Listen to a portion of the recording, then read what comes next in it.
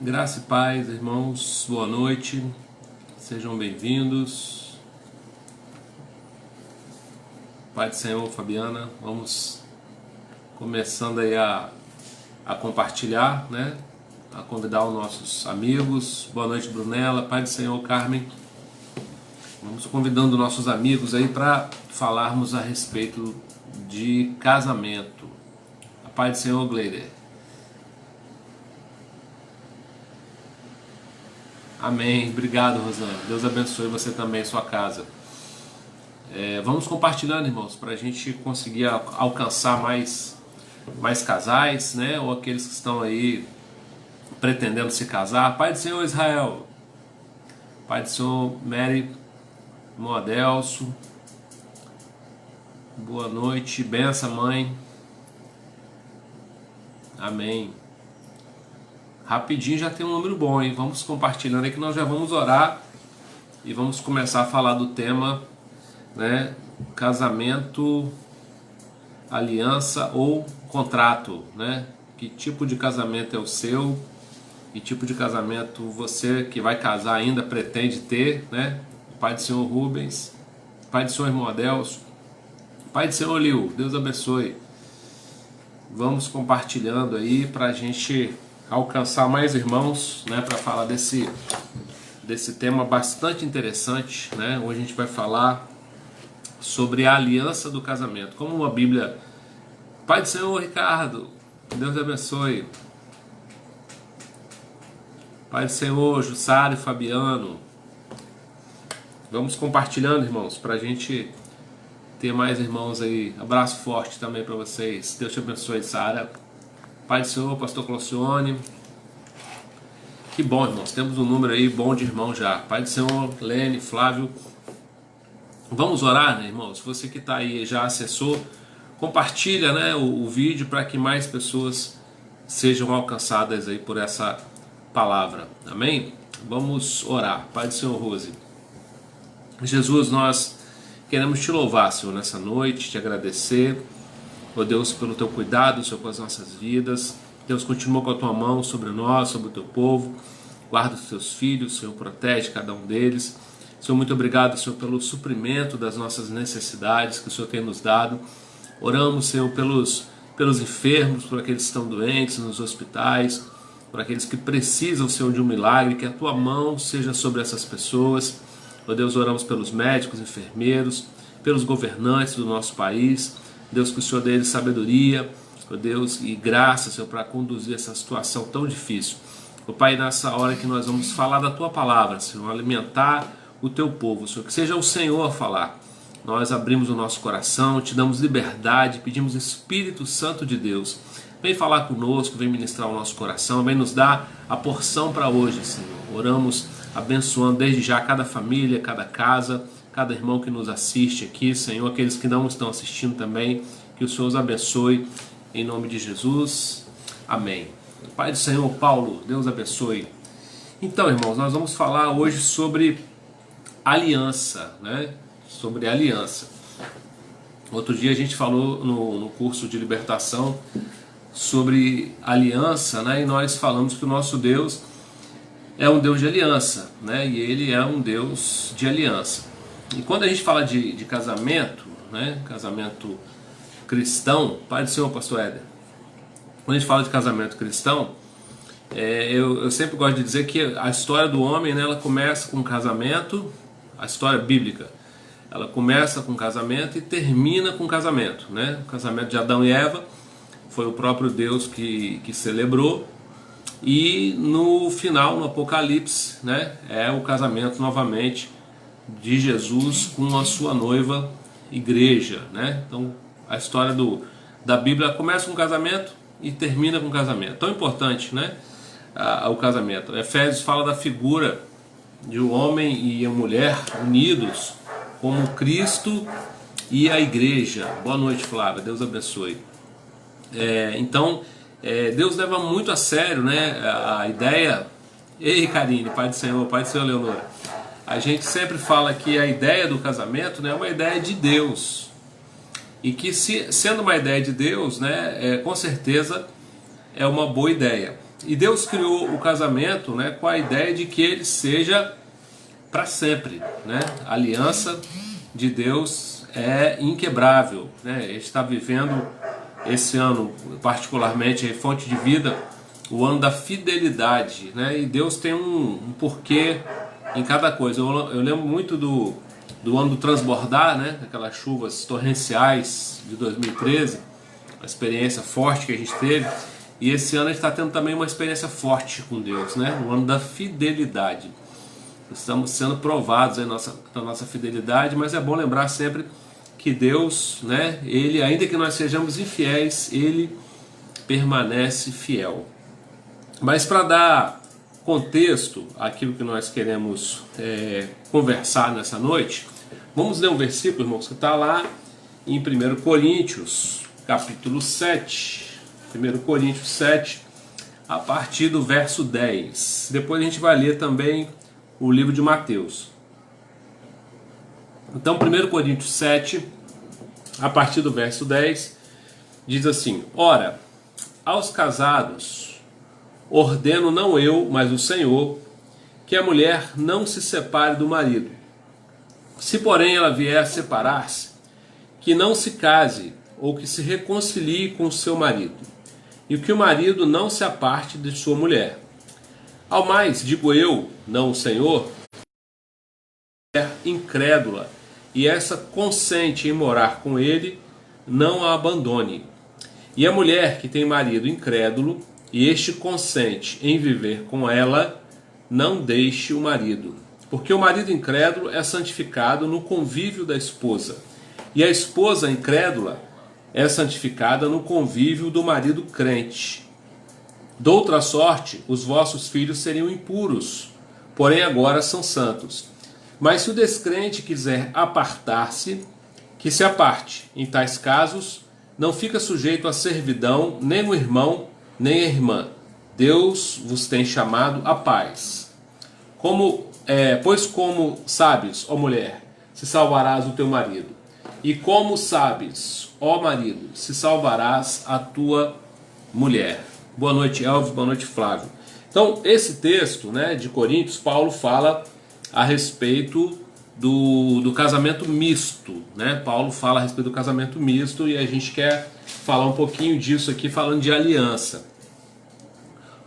Mateus também, Mateus capítulo 5, versículo 31 e 32, de Jesus, né? Jesus fala assim: também foi dito, aquele que repudiar sua mulher e der-lhe carta de divórcio, eu porém vos digo que qualquer que repudiar sua mulher, exceto em caso de relações sexuais ilícitas, a expõe a tornar-se adúltera, e aquele que casar com a repudiada comete adultério.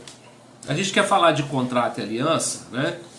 E a diferença de uma coisa para outra, né? Porque existem casamentos que são contratos e existem casamentos que são aliança. O modelo de Deus é o modelo de aliança, né? Nós vamos estabelecer aqui a diferença de uma coisa para outra.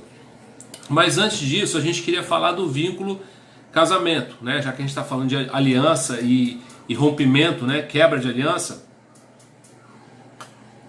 Eu acho importante primeiro a gente falar dessa questão, né? Que é tão, às vezes, causa tanta dúvida na cabeça de algumas pessoas.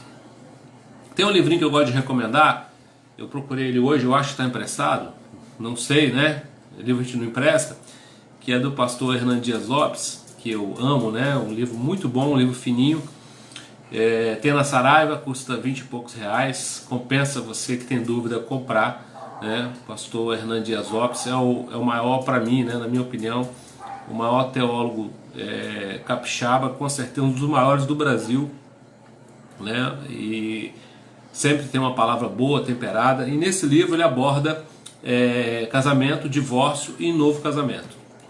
É importante a gente começar a falar a respeito primeiro do divórcio, né? Pai do Senhor, John. Eu lembro que quando eu fui para o seminário, o seminarista dá trabalho para o pastor, né? Geralmente. Fui para o seminário, comecei a estudar, e aí eu voltei para a igreja, né? Estava no seminário, mas aí voltei para servir a igreja. E aí uma das primeiras questões que eu me deparei foi essa questão de divórcio, né? tinha uma visão muito fechada, muito dura a respeito disso. E um dia, conversando com o meu pastor Renato, ele me chamou, né, para conversar e falou: mas o que você acha do divórcio? Eu falei: pastor, o divórcio é pecado. E aí o meu pastor, com um argumento simples, né, ele mudou o meu pensamento. Ele falou assim: você acha, Pai do Senhor Charles, você acha que Deus ia compactuar ou permitir pecado? E eu falei: não, Deus não compactua com o pecado, né?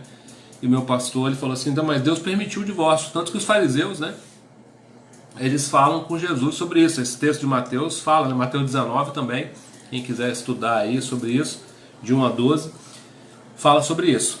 E Jesus, né, os fariseus argumentam com Jesus: Moisés permitiu dar carta de divórcio. Lá em Deuteronômio 24, de 1 a 4, fala do divórcio, lá no Velho Testamento. Era uma prática, inclusive, comum para os judeus, né, o divórcio. Só que ele ficou banalizado, né? O judeu estava dando carta de divórcio a uma mulher que queimava comida, que não sabia cozinhar, ou que ele achava que estava feia, ou isso e aquilo. Ele dava carta de divórcio e mandava embora. Então a mulher estava chata, ele fazia banalizar o divórcio.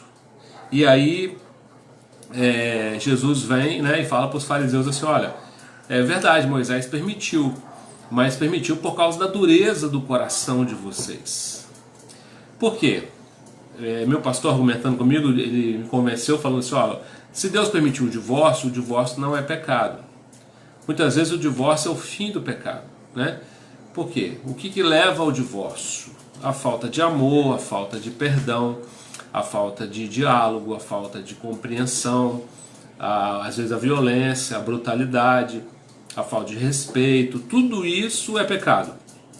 E às vezes o divórcio se torna um mal menor, né? A questão do cristão, e é bom ficar claro isso para todos nós, não é o divórcio, é o novo casamento.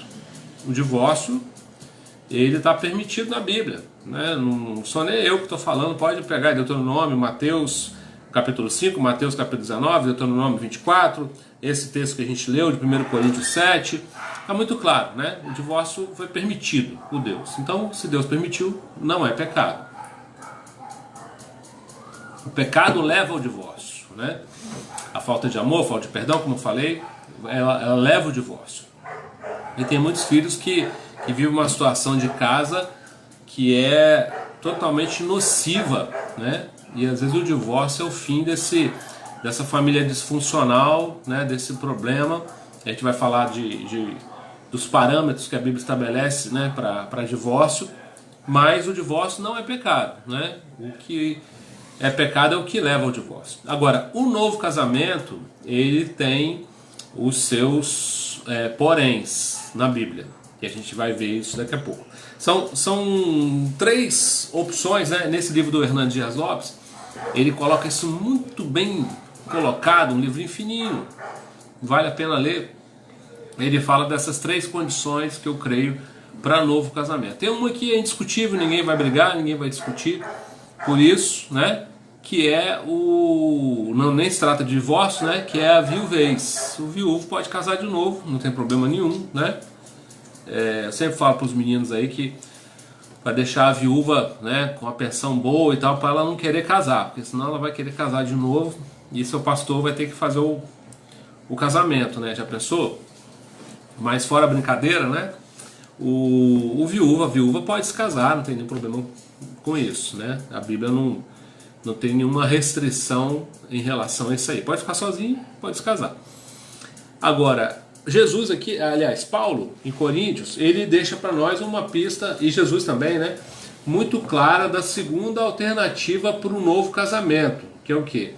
Jesus fala assim no versículo 32 de Mateus 5: eu, porém, vos digo, qualquer que repudiar sua mulher, exceto em relações sexuais ilícitas, a expõe a adultério. Então, quando havia relação sexual ilícita, essa pessoa, ela estava liberada não só para se divorciar, mas como para refazer a sua vida. Importante, né, nesse caso, eu sempre falo isso para deixar claro, importante nesse caso que quem está liberado para refazer a sua vida, biblicamente falando, é o traído, né? não o traidor. Só que é uma questão complexa demais de se entender. E eu vou tentar explicar para você bem devagarinho, para você conseguir colocar isso aí no seu coração. O traído é fácil, né? Você entende lá que o traído, a Bíblia fala, está escrito, Jesus falou, né? Ele está liberado para se separar e casar de novo e reconstituir a vida dele. É interessante que a questão do perdão não é alternativo, né? O traído tem que perdoar. O perdão é bíblico. Agora, o perdoar não significa voltar a viver junto, necessariamente, né? Ele pode perdoar e não voltar a viver junto novamente. Isso tem que ser muito bem resolvido no coração da pessoa, né? As pessoas que passaram pelo trauma da traição conseguiram perdoar e continuar vivendo junto, sem jogar na cara, né? Sem ficar com a lembrança em cada discussão, aquela síndrome, já falamos isso aqui sobre sexualidade, aquela coisa da pessoa desconfiada, quer ver o telefone, onde é que você vai, o que está acontecendo, fica aquilo ali no coração, né? Precisa resolver e ter condição de viver. Se não tem, às vezes melhor refazer a vida dela. Agora, o traidor também, por outro lado, e aí eu queria que vocês prestassem atenção, não é bem que está gravado, vou falar devagar para ficar entendido. O traidor, enquanto traidor, ele não pode refazer a vida dele, né? Porque ele vai ser um adúltero, como diz a Bíblia. Só que o traidor, ele pode vir a se arrepender de verdade. E aí, quando ele se arrepende de verdade, ele tem um perdão de Deus. E quando ele tem um perdão de Deus, ele não é mais adúltero, né? Todo mundo que tem um perdão, né, não é mais adúltero, não é mais ladrão, não é mais homicida. Paulo era assassino. No perdão de Deus, o ladrão na cruz era ladrão. Jesus levou ele para o céu. Então Deus perdoa o pecado, se o arrependimento for genuíno. E aí, para medir esse genuíno dentro do coração dos outros, é complicado, né, irmão? Eu não consigo, eu não tenho raio-x de coração, você também não tem, só quem tem é Deus. E isso precisa ser genuíno. A primeira atitude que Paulo fala aqui em Coríntios, né, é que sim, ó, aos casados ordeno eu, não o Senhor, que a mulher não separe do marido, se porém vier a separar-se, que não se case ou que se reconcilie. O ideal do arrependido é procurar reconciliação, né? Mas muitas vezes, nessa reconciliação, ele às vezes não consegue se reconciliar, porque o outro não quer, ou o outro já refez a vida dele, né? Mas ele está genuinamente arrependido. Pastor, como que eu posso medir isso? Eu não posso, nem você, só Deus pode fazer isso. E aí ele, se perdoado, né, ali no coração dele, eu entendo assim, ele refaz a vida dele. Por isso que é complexo, bastante complexo. E tem uma terceira situação, né? Aqui a gente falou do traído, falou do viúvo, né, de novo casamento. Estamos falando de novo casamento. Divórcio, já deixamos claro aqui que o divórcio não é pecado. Tem gente que diz, pastor, eu quero divorciar por incompatibilidade de gênero. Pode? Pode. Você vai ficar sozinho e ela sozinha também, para sempre serão eunucos. Pastor, eu não posso ser eunuco, eu não tenho condição, ou, né, ele ou ela. Então você precisa pensar bastante, né, sobre isso. Até porque a sinceridade do seu coração, o seu pastor não vai saber, eu não vou saber, só quem vai saber é Deus, né? Ninguém engana Deus, né? Deus não se escarnece. Então é bom, né? Às vezes eu falo aqui, você pode falar, é facinho, pastor, facinho para quem não tem medo de ir pro inferno, né? Para quem tá tranquilo, assim, não tem temor. Se bem que o carnal não tem temor de nada, né? Mas, inclusive o carnal nem vai pro céu. Tem isso também. Eu falei isso aqui esses dias. Mas aqui, Paulo deixa uma terceira circunstância, né? Já falamos aqui do viúvo, falamos do traído, mas ele fala assim, ó, que deve voltar. A mulher que tem um marido incrédulo e este consente em viver com ela, não deixa o marido. E aí a gente começa a falar do pessoal do casamento misto. Vamos falar de aliança e contrato. Presta atenção que nós vamos chegar lá. Pessoal do casamento misto. Casou com o incrédulo, a mulher ou o marido. Por isso que a gente insiste tanto com o jovem na igreja, né, irmão? Procura dentro do rebanho, procura direitinho, né? Você vai achar, tenha paciência, porque depois dessa problemada toda. E quando eu falo de casamento misto, eu não falo só do crente e o ímpio não, tá, irmão? Eu falo do crente e o crente carnal, também é misto, né? 1 Coríntios, eu gosto desse versículo, ó, 5:11. Aqui, ó, Paulo fala assim, quer ver? Eu quero começar antes para dar a vocês o entendimento melhor. 1 Coríntios, a partir do 7, vou colocar aqui, ó. Lançai fora o fermento, o velho fermento, para que não sejais nova massa, como sois. Se de fato sem fermento, pois também Cristo, nosso Cordeiro Pascal, foi imolado. Por isso celebramos a festa, não com o velho fermento, nem com o fermento da maldade e da malícia, e sim com os asmos da sinceridade da verdade. Já em carta vos escrevi que não vos associeis, a partir do versículo 9, 1 Coríntios 5:9, com os impuros. Olha só, todo mundo já ouviu falar de julgo desigual, mas olha esse julgo aqui interessante. Refiro-me com isso não propriamente aos impuros deste mundo, ou os avarentos, ou roubadores, ou idólatras, pois nesse caso teríeis que sair do mundo. Mas agora vos escrevo que não vos associeis com alguém que, dizendo-se irmão, for impuro, ou avarento, ou idólatra, ou maldizente, ou beberrão, ou roubador. Com o tal, nem comais. Então o que Paulo está falando? Que o julgo com o crente carnal e o espiritual, o julgo desigual, né, do carnal com o espiritual, é pior do que o julgo do crente espiritual com o ímpio. Por quê? Com o ímpio, você sabe que ele é ímpio, né? Casou sabendo que ele era ímpio, não devia ter feito isso, mas também, né? Alguns falaram que orou, né? Ah, pastor, orei, Deus que falou. Amém, não vou nem discutir isso, que Deus às vezes faz umas coisas estranhas, né? Eu só entendo que quando Deus fala, o negócio funciona, dá certo. Para mim, assim, é igual a questão do profeta. Ele fala, se o profeta falar e cumprir, é profeta. Se o profeta falar e não cumprir, não é profeta. Então é simples. Se Deus falou, dá certo. Pastor, Deus falou, mas não está dando certo. Então, no meu entender, né, ele não falou. Você se confundiu com a voz. Quando Deus fala, dá certo. Igual o casamento de revelação, né? Cuidado com isso, tá, irmão? Esse negócio de revelação. Quando o servo de Abraão foi buscar a mulher para Isaac, lá nos primos, né? A passagem que o servo ele faz um voto, eu acho marcante aquilo. Ele faz um voto e fala com Deus: Senhor, se eu chegar num lugar e naquele lugar me oferecerem água para o camelo, e a menina fizer isso, aquilo, aquilo outro, ele faz toda uma lista do sinal que ele queria de Deus. E quando ele chega lá para buscar a mulher de Isaac, Rebeca, né, tem todos aqueles sinais, e aí ele entra para conversar com o pai dela, e ele entende que Deus está aprovando aquilo, mas o pai chama ela na sala e fala para ela assim: minha filha, esse homem veio buscar você para casar com o filho do senhor dele, Abraão. Você quer ir? Pode pegar o texto e ler. Então onde está, pastor? Está lá no Gênesis, procura, né? Olha aí na Bíblia. E aí o pai dela pergunta: você quer ir? Ela fala: quero. Eu entendo que a revelação de Deus, né? Esses casos aí o pessoal fala, revelou. Quando revelou, dá paz para todo mundo, né? Para o rapaz, para a moça, todo mundo fica em paz e todo mundo entende aquilo ali. Quando não tem, cuidado com essas revelações, cuidado com esses revelamentos, né? Tem muito revelador aí, e a revelação ela é para ser entregue, a profecia para ser entregue na igreja, onde 2 ou 3 profetas julguem a profecia, não o profeta, julguem a profecia, se ela tem respaldo bíblico. Profecia nas varandas, aí nos cantos escondido, cuidado, perigoso, né? Nem é bíblico. A Bíblia fala para onde alguém profetiza, tiver 2 ou 3 para julgar, né? O julgamento faz parte do contexto bíblico. Mas aí a pessoa foi lá e casou com um descrente. E agora, pastor?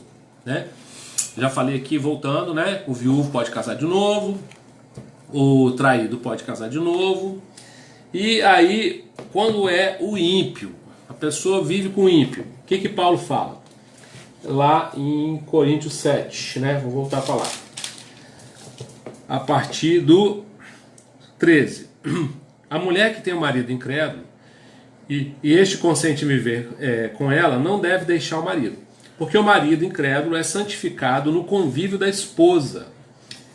E a esposa incrédula é santificada no convívio do marido crente. De outra sorte, os vossos filhos seriam impuros, porém agora são santos. Israel era contra o casamento misto, né? Tem até casamentos que, quando o povo judeu se misturou com o povo de Canaã, que Deus mandou os caras largarem a mulher, o marido, os filhos, tudo para trás. Eles não tinham isso como uma coisa que era de Deus. Mas no versículo 15, Paulo continua dizendo assim: mas se o descrente quiser apartar-se, presta atenção, se o descrente quiser apartar-se, que se aparte. Em tais casos, não fica sujeito à servidão, nem o irmão, nem a irmã. Deus vos chamou para a paz. Pois como sabeis, ó mulher, se salvará o teu marido, e como sabeis, ó marido, se salvará a tua mulher. O que Paulo está falando, eu entendo assim, pastor Hernando Dias Lopes também, né, nesse livrinho que eu recomendei para vocês, ele fala sobre isso, de uma forma muito bem explicada. Tem pastores que não concordam, respeito, né, mas a gente tem que caminhar por aquilo que a gente crê, né? Então eu entendo assim, que é uma terceira opção para o novo casamento. Vou repetir: a viuvez, o traído e o abandonado pelo ímpio. Interessante que não é aqui o crente que abandona o ímpio, mas o ímpio que abandona o crente. Então, cuidado com isso, né? Muito importante, essa diferença tem que ser falada. É claro que não vale, né, irmãos? Aí, como eu falei para vocês, é o coração, né? Deus conhece o coração. Não vale aquele que torna a vida do ímpio um inferno. Porque tem crente que é pior, né? Crente carnal, estou falando. Que é pior do que o incrédulo, né? Mas faz o incrédulo sofrer tanto que o incrédulo vive o inferno. E não é para ser assim, né? É para ser o contrário, né? O crente, a Bíblia fala que a mulher ganha o marido calada, né? As mulheres santas ganham o marido calado. Não estou falando, tá, irmãos? Por favor, eu queria que vocês me entendessem bem sobre isso, que a gente concorde com o marido espancador, de jeito nenhum, né? Com abuso, com estupro, com maus tratos, né? Nada disso. Até porque alguns, né, podem dizer assim: pastor, mas aí a pessoa não traiu. Eu vou dizer para você o seguinte: quem bate, quem maltrata, quem faz esse tipo de coisa, trai também. Porque, mas ele não traiu, não tem um amante, ou ela não tem um amante, sei lá. Falando no caso do gênero masculino aí, né, na questão da violência. Se bem que tem a violência feminina também. Mas aquele que chega nesse ponto já traiu, porque a Bíblia fala que aquele que olhar para uma mulher com intenção impura já adulterou. Então, como saber, né, os adúlteros de pensamento? Deus sabe. Mas a atitude da pessoa, né, ela fala. Então a Bíblia fala que se o ímpio quiser ir embora, deixa ele ir, né? Você não tem nenhuma obrigação, que está escrito aqui em Coríntios, pode pegar ele para ler, né, e tirar suas próprias conclusões. Agora, voltando ao principal que a gente quer falar, eu falei um pouquinho dos casamentos, né? Mas eu queria falar da questão da aliança e de contrato. Você que é casado aí, né? Faça uma reflexão a partir de agora aí. Se o nosso casamento é de aliança ou de contrato. Qual é a diferença, pastor? Tem gente que é casado por contrato. Como é que é no contrato? No contrato é assim: o contrato tem cláusulas, né? E nas cláusulas está lá, você vai fazer isso e o outro vai fazer aquilo. Tá todas as cláusulas lá. E aí quando alguém quebra a cláusula, quebra o contrato. Só que o nosso Deus, ele não é um Deus de contrato, ele é um Deus de aliança. Vamos dizer assim, por exemplo, Deus fez um pacto conosco.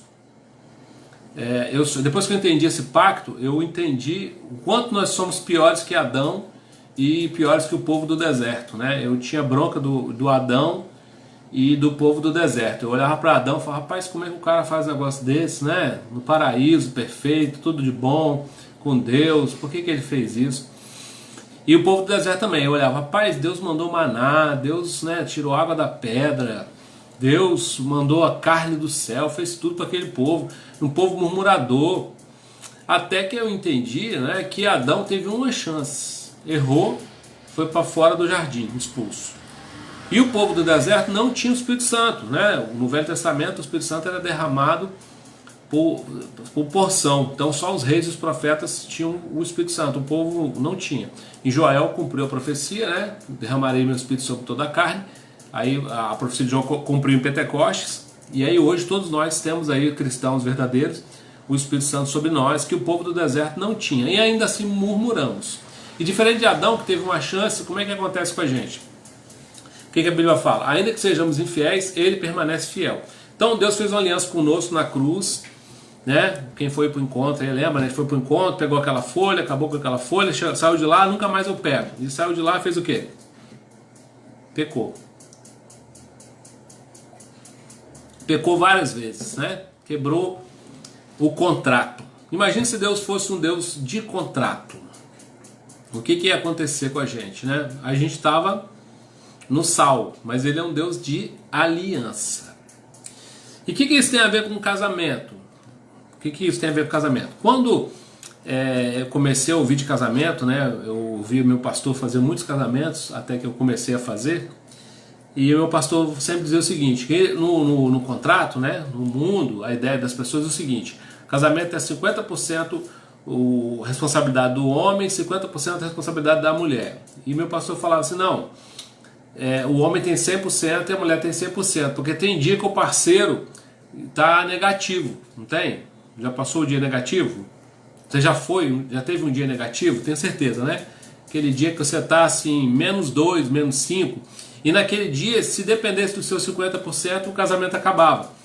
E aí começa a entrar o princípio bíblico. Por que a Bíblia fala que é o cordão de 3 dobras? Porque o casamento bíblico, ele é homem, mulher e o Espírito Santo. No casamento sem o Espírito Santo, uma hora um tem razão, outra hora o outro tem razão.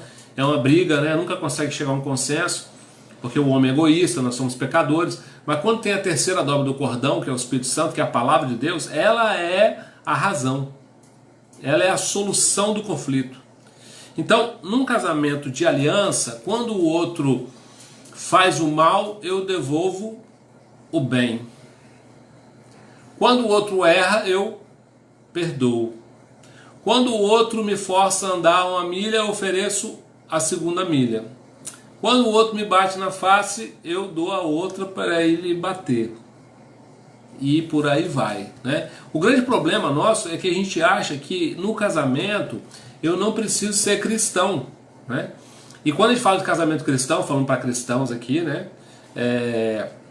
A gente precisa entender que o seu cônjuge é um irmão em Cristo também.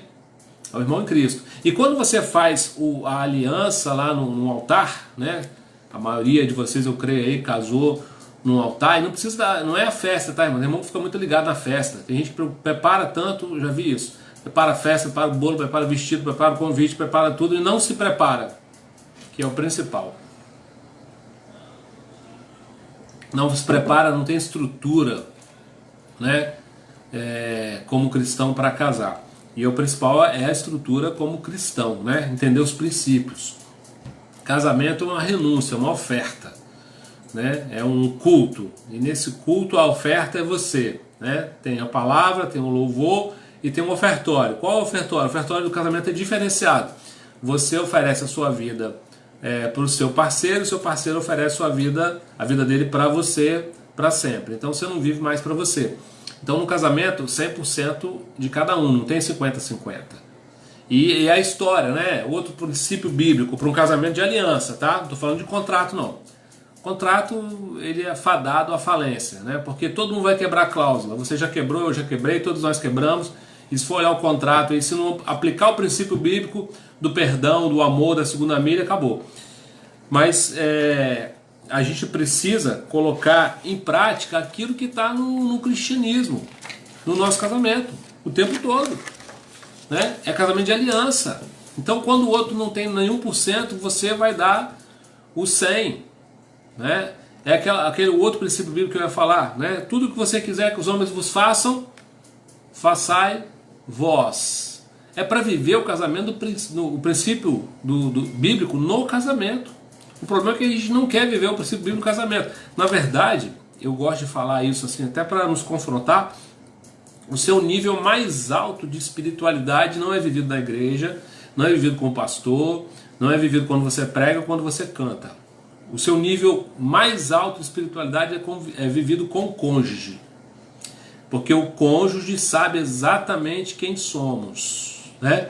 Na igreja eu posso interpretar, eu posso vestir uma máscara com meus irmãos, com os amigos, eu posso programar uma ação. Agora, eu não posso interpretar a vida toda com o meu cônjuge, não dá, né? Tem gente até que tenta durante um tempo. mas não consegue. Uma hora você vai ser você, natural. E aí aquilo, né, que está no coração vai sair. Aquilo que, né, a boca fala que o coração está cheio. Então eu preciso ser.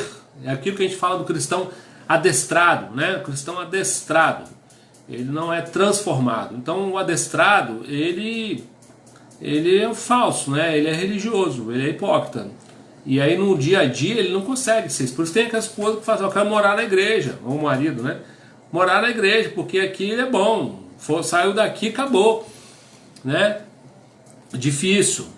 Mas aí nós temos que andar por aliança, irmãos. O nosso casamento não pode ser de contrato. Se for de contrato, está fadado à falência. O casamento de contrato, você vai cobrar, não. Quantas vezes eu fiz gabinete, irmãos, e você tem que ter uma paciência de Jó, né? Quando você começa aquele gabinete assim, o casal, os primeiros atendimentos, a mulher fala 40 minutos sobre todos os defeitos do marido. Aí quando ela para, ele quer interromper ela, né? Você tem que fazer até uma mediação. Fala assim, ó, não, primeiro fala um, depois fala outro. Aí você vai trocando. Mas aí depois ele fala 40 minutos do defeito dela. Depois ela fala, eu faço isso porque ele faz aquilo. Eu faço aquilo porque ele faz isso. É um casamento de contrato, né? É uma cobrança. Quer transformar o outro. Ele não entende que é o Espírito Santo que transforma, que é o amor que transforma.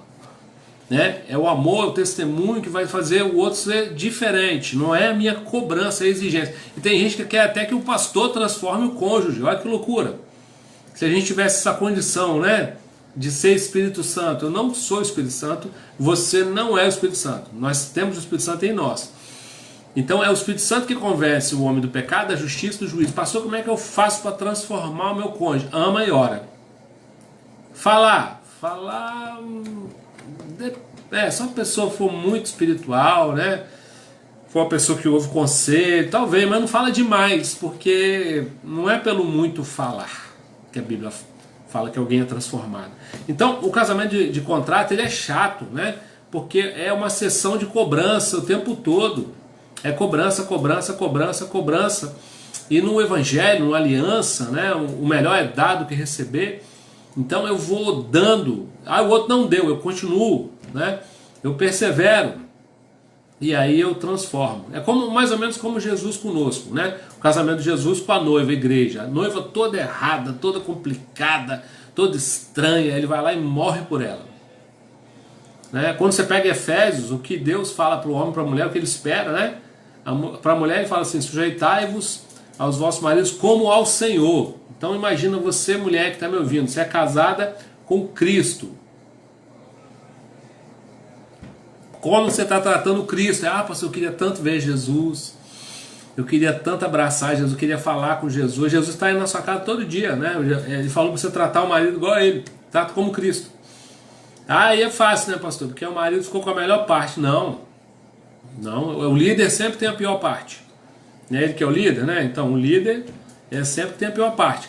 Por quê? Porque aos maridos Deus falou assim que eles devem morrer pela esposa, como Cristo se entregou pela igreja. Então morrer à vontade, né? Morrer o domínio, morrer todas essas coisas e aí conquistá-la, como Jesus conquistou a igreja. Agora, pastor, isso é muito bonito e tal, mas aí quem vai começar esse processo aí de virar aliança e não contrato? O mais maduro.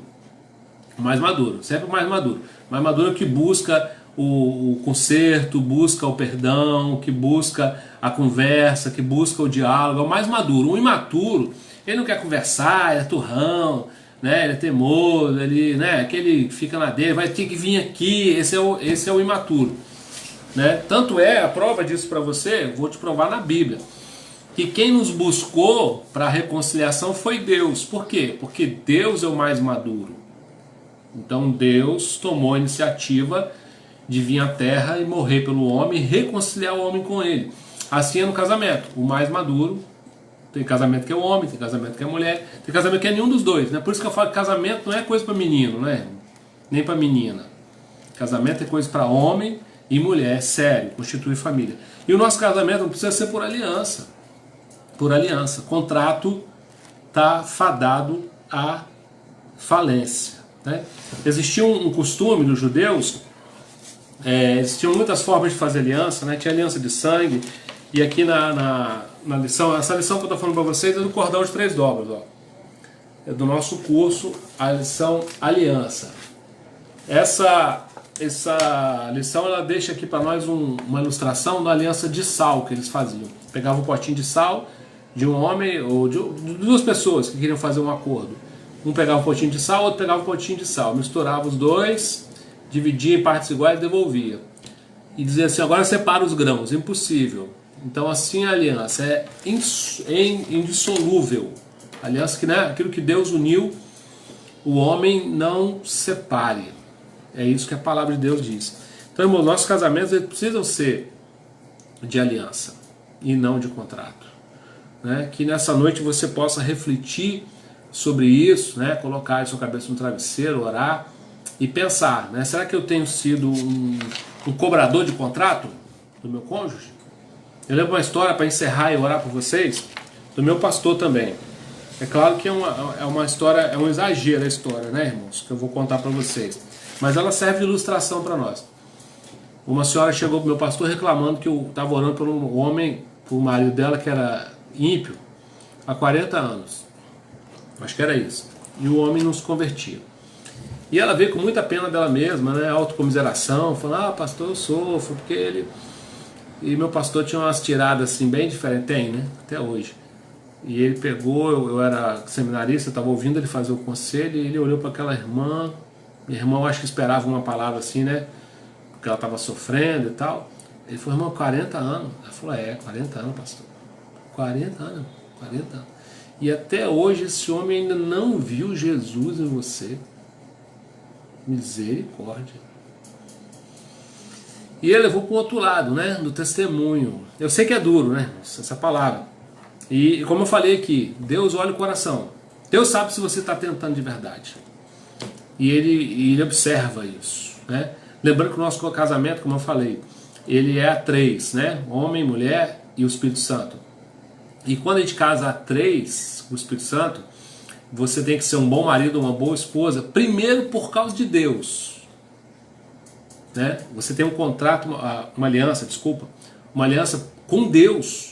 Você fez o voto na presença de Dedeus, né? A pessoa: por que eu fui na igreja? Porque é bonito, que é costume. Não, Deus está ali, Ele é testemunha. Você está ali, ó, você é o pastor, a sua esposa, seu marido, e Deus está ali, os anjos estão ali, os demônios também estão ali. Está todo mundo testemunhando do voto que você fez. E a Bíblia diz: é melhor não votar do que votar e não cumprir. Eclesiastes. Então, irmãos, que o nosso casamento seja aliança, que a gente faça o nosso melhor. Primeiro para Deus, né? E depois para o cônjuge. Lembrei de uma outra historinha, vai lembrando de história, né? Estou estourando o tempo já, mas vou contar para vocês e a gente vai orar. Que conta de uma nora que queria matar a sogra. Vocês devem conhecer essa. A nora queria matar a sogra. E ela foi lá no sábio e falou para o sábio assim: eu quero matar a sogra. Ele falou: não mata de repente não, senão você vai ser suspeita. Eu vou te dar um veneninho aqui, todo dia você põe na comida dela, mas agrada ela. Porque senão o pessoal vai desconfiar. Então você bota um pouquinho do veneno na comida, mistura e seja boa para ela, porque aí ninguém vai desconfiar quando ela morrer. E a mulher fez isso, né? Que o sábio mandou ela fazer. Todo dia ela botava aquele veneninho lá e começou a tratar bem a sogra, né? E para ninguém desconfiar que era ela que estava matando a sogra. E aí com o tempo, passou o tempo, né? O veneno era para efeito longo, para não dar na pinta. Ela foi se afeiçoando à sogra, gostando da sogra, ela começou a achar a sogra diferente, a sogra mudou, e ela se desesperou, correu no sábio e falou assim: sábio, eu estou arrependida, eu comecei a fazer o que você falou, botei o veneno todo dia um pouquinho, e eu comecei a tratá-la bem para ninguém desconfiar, e aí voltou, ela começou a me tratar bem, e hoje nós somos melhores amigas, eu não quero que ela morra. E o sábio falou: não, fica tranquila, aquilo que eu te der é vitamina, ela não vai morrer não. O moral da história é o seguinte: tudo que você quiser que os homens vos façam, façai vós. Às vezes é a nossa mudança de postura com o outro que vai fazer o outro mudar, né?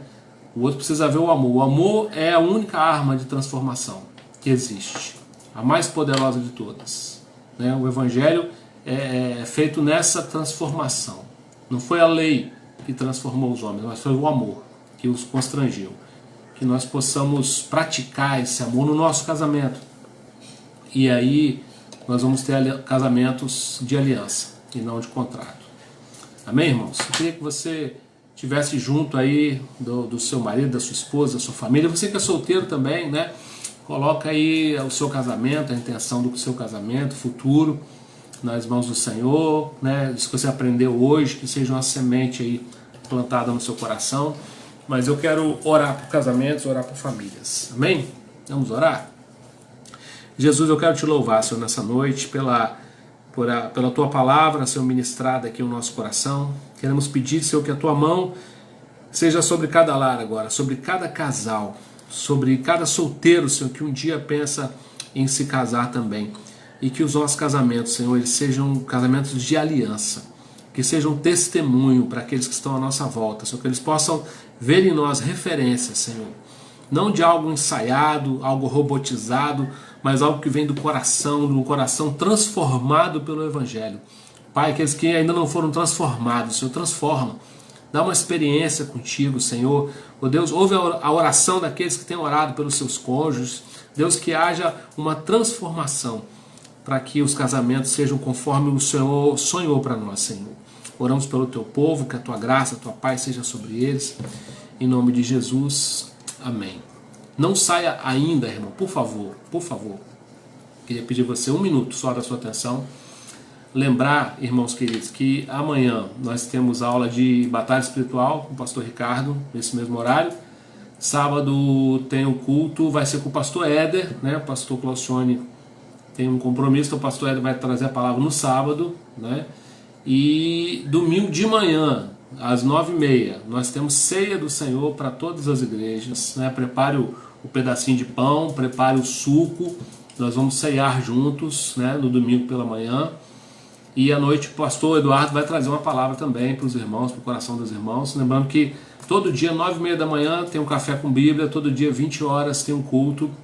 Lembrando aos queridos irmãos também, para não deixar de fazer a sua oferta aí de primícia, né? Nós estamos recebendo, né, alimentos para doar, cesta básica para aqueles que precisam. É hora da igreja se mostrar, a gente precisa atender não só os nossos irmãos, mas as pessoas de fora. Tem gente pedindo, tem gente precisando. Então se comprometa não só com o básico, mas itens de higiene e limpeza, você pode levar lá na igreja, o Paulinho está lá. E o João está com um projeto aí de levar marmita para os moradores de rua, mas precisa de recurso. Então se mobilize, né, para ajudar. Lembrando também, os irmãos, das suas ofertas e dízimos, né? Não desampare a sua igreja, o seu pastor. Esse é o ano da fidelidade. Deus, Ele é fiel, Ele tem nos sustentado, vai continuar nos sustentando. Então procure o tesoureiro da sua igreja, faça a sua oferta, entregue o seu dízimo. Tenho falado sempre, nossas igrejas têm conta no Sicoob. Você pode fazer a transferência, você pode fazer PicPay para Vila Velha, né? Ou você pode procurar o tesoureiro e entregar a sua oferta, né? Seja fiel, porque aquele que é fiel no pouco, Deus coloca sobre muito, né?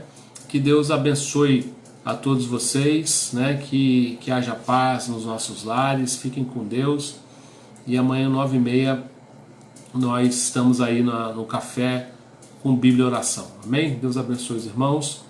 Eu vou demorar um pouquinho para desligar aqui. Tenho falado sempre, tem um delayzinho aí no vídeo, mas você pode sair a partir de agora. Deus abençoe, né? Fiquem com Deus, bom descanso, bom final de semana. Tem um feriado, tem muitos aí que estão no feriado direto, né? Com essa pandemia. Ore, irmão, ore pelo Brasil, ore pelos Estados Unidos, pelos países que estão passando por essa situação, que isso passe logo, que Deus mande recurso, mande esse vírus para longe, né? Que Deus nos abençoe aí nesse tempo, nos dê sabedoria. Fiquem com Deus. Boa noite a todos vocês, um beijo no coração. Estamos com saudade, né? Aguardando aí o tempo correto de voltar a cultuar. Espero que seja breve, né? Em nome de Jesus. Deus abençoe, irmãos. Fiquem com Deus. Abraço, Fabiano Jussara. Deus abençoe, irmão Deus. Deus abençoe, Flávia. Fiquem com Jesus. Deus abençoe o pessoal de fora, aí, pessoal da Inglaterra, pessoal aí de Portugal, da Itália, Estados Unidos, Rio de Janeiro. Boa noite, Karine. Boa noite, Giza. Boa noite, Lio. Deus abençoe. Fiquem com Deus. Boa noite, minha prima Flávia. Boa noite, mãe. Turma com Jesus. Amém.